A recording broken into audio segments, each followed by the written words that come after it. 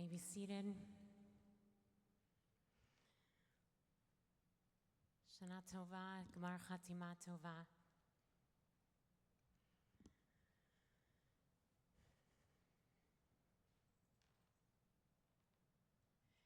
In 1944, there was an essay contest held in Columbus, Ohio, on the theme, What to Do with Hitler After the War. A 16-year-old black student won the contest. Her essay was one sentence: put him in a black skin and let him live the rest of his life in America. What that 16-year-old girl probably didn't know was that Hitler had already taken a profound interest in what it felt like to live in black skin in America. He looked to the United States for wisdom on how to build his genocidal regime. On June 5th, 1934, 17 German scholars and functionaries held a closed-door meeting to debate how to turn the Aryan ideology of superiority and purity into law. They studied the laws of the Jim Crow South, eugenics, and racism in the American legal system. Historian James Q. Whitman writes in his book, Hitler's American Model, America's influential stature in 20th century world racism had to do with nationwide programs of race-based immigration and race-based second-class citizenship. In the early 20th century, with its deeply rooted white supremacy and its vibrant and innovative legal culture, the United States was at the forefront of the creation of racist law. Those conversations in Germany in 1934 became concretized in September 1935 when Hitler announced the Nuremberg Laws for the protection of the German blood and honor. In the months that followed, Jews were stripped of their citizenship and their passports and prohibited from displaying the German flag. These laws sanctioned the dehumanization of Jews and paved the pathway to extermination. And of course, we know the rest of the story. The history and memory of the Shoah, of the Holocaust, has been seared into all of our souls, especially those of us who are survivors, children and grandchildren of survivors. Never again is an oft-repeated phrase. But while we say never again, communities, societies, and nations around the world shore up false hierarchies of humanity. We hear debates about who is most deserving to live in our neighborhoods, go to our schools, who is most pure, who is most valued, who is most authentic, who should dominate and who should be controlled, who is consecrated with God's blessing, and who is destined to be cursed. And each of us do the same thing. We all create hierarchies. We are all guilty of creating a caste system in our own minds. I can still remember a very difficult interaction I had with a close friend in high school, in which he accused me of devaluing someone because she wasn't going to a top university. He was right. The political philosopher Michael Sandel recently published an opinion piece in the New York Times entitled, "Disdain for the less educated is the last acceptable prejudice." And we, here in Manhattan, are in the belly of the beast. We determine the value of our children often by which elementary school they get into or which college they attend. We all create hierarchies. As a single woman rabbi with children on my own, it would take many sermons to unfold the degradations and microaggressions that I have experienced over 21 years in the rabbinate and almost half a century in the body of a girl and then a woman. We all create hierarchies. It is a part of human nature. It is what we are taught and what we learn without even knowing it. We arrive at this most awesome night of the year, and the first words we say are, Bishiva shel mala, Bishiva shel mata, by the authority of the court on high, and by the authority of this court below, with divine consent and the consent of this congregation, we grant permission to pray with those who have transgressed. That is you, that is me. Tonight we strip away our pretension, our jewelry, our makeup, our leather. The external trappings of power and privilege don't carry any weight in the journey of Yom Kippur. Charles Sumner, a 19th century senator from Massachusetts, an anti-slavery leader, said, "Caste has made distinctions where God has made none."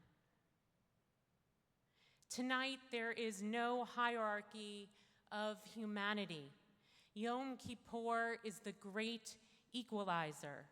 We come dressed all in white, all mortal beings before God, to deconstruct the palaces of our self-contentment. Some of us have transgressed because we've made ourselves too important. Others of us have diminished our own self-worth.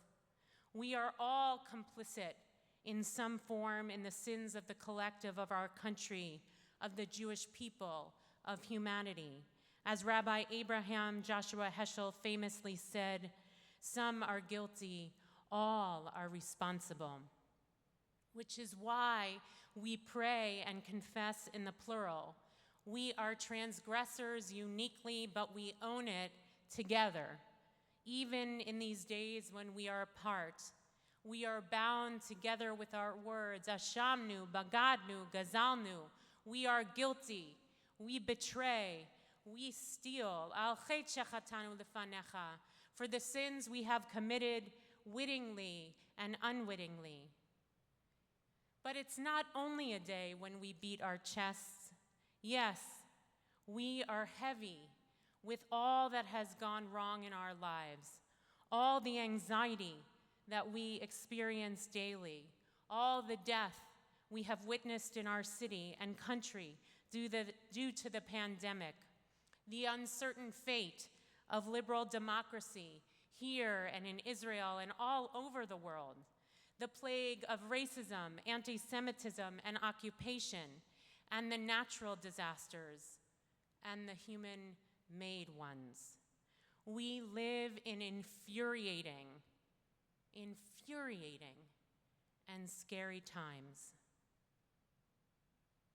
However, acknowledging our transgressions and all that is devastating in our world is not our end goal. It's not enough. Anger, cynicism, and throwing up our hands are also not enough. Kol Nidre famously releases us of all our vows and oaths from this Yom Kippur to the next. And a couple of phrases later, we recite God's words, Vayomer Adonai, salachti kidvarecha. God said, I have forgiven you as you have asked. In the first 20 minutes of this extraordinary drama called Kol Nidre, we experience a profound release. The road is open. We can build again. God forgives. Oh, how we have failed. Oh, how we are free.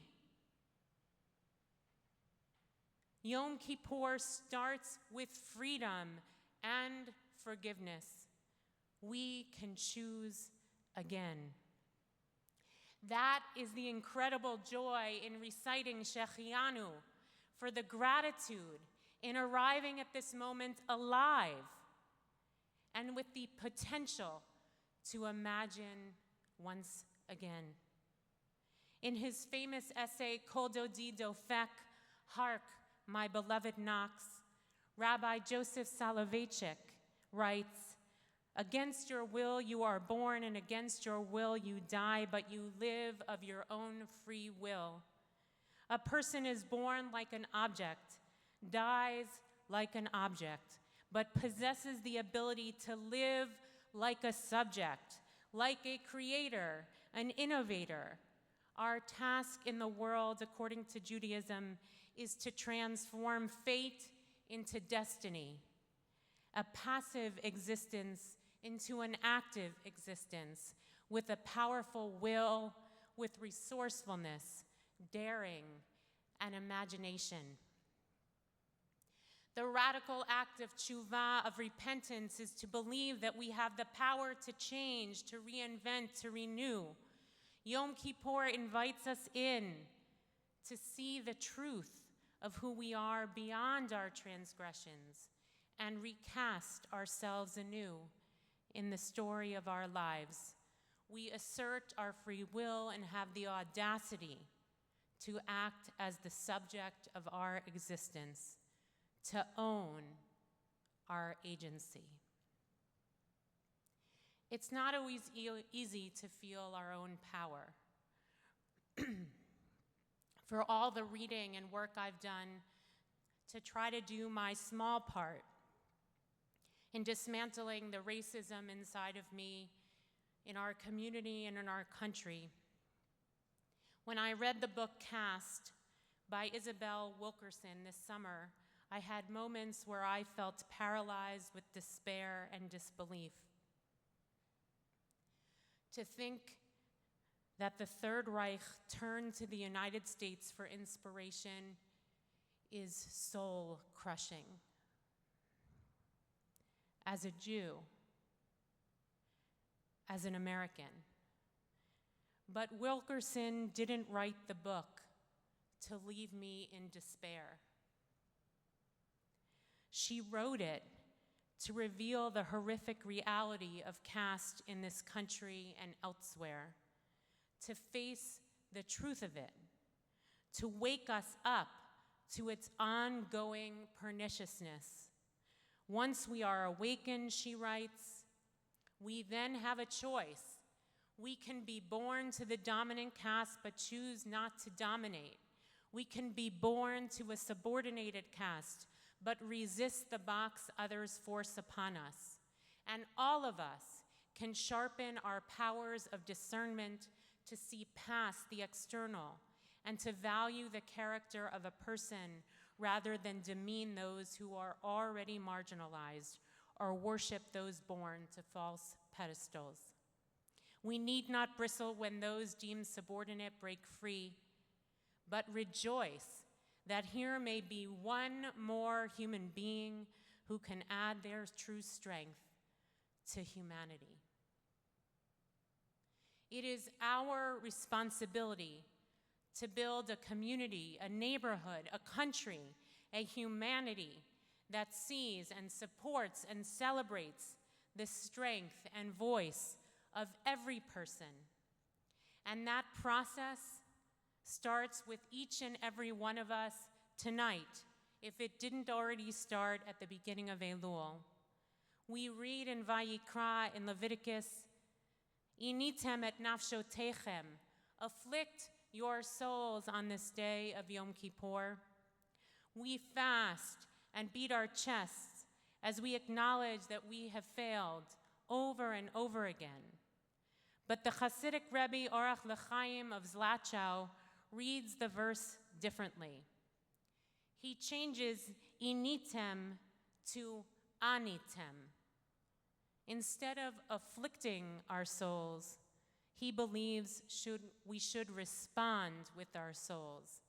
Anitem, la'anot, to answer with our souls. On Yom Kippur, we are called to answer from the very essence of who we are. Yom Kippur is a day of responsiveness. Society may want to put us in certain boxes or ranks, but God put us in this world to be the individuals we were created to be. It's the one day of the year we respond to the Shema out loud with Baruch Shem Kavod Malchuto Leolam Va'ed. We break free of our silence. We break free from the constraints of all that belittles or blemishes the image of God that has been implanted in us.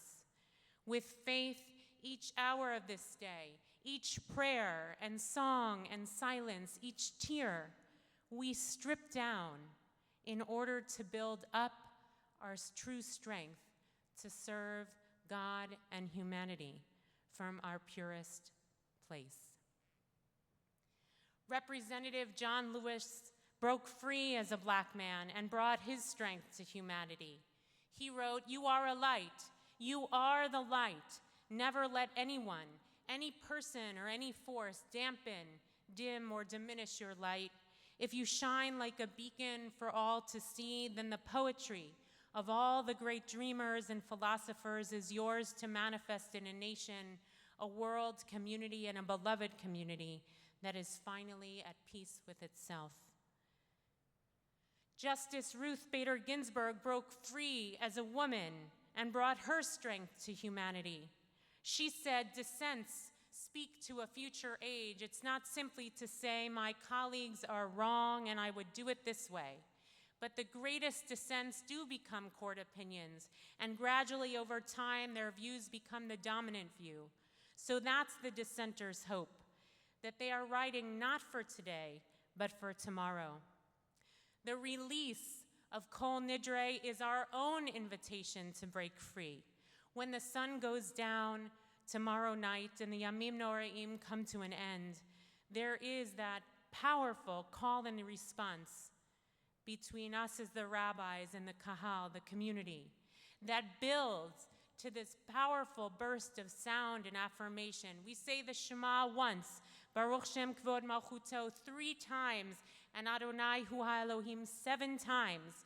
We affirm the oneness of God and dignity for all. No hierarchy, no caste, because the image of God is imprinted within each of us, each and every one of us, in glorious ways. We call out 11 times in a full voice, yes, yes, yes, I am here. I will be the light. I will dream. When necessary, and these days it's really necessary, I will dissent.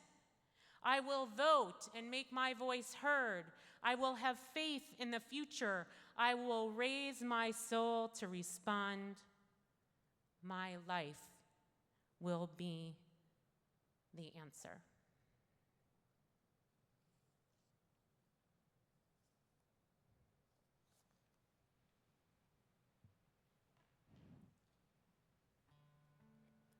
We turn now to the Cha'eli Teshukati, which is in the booklets.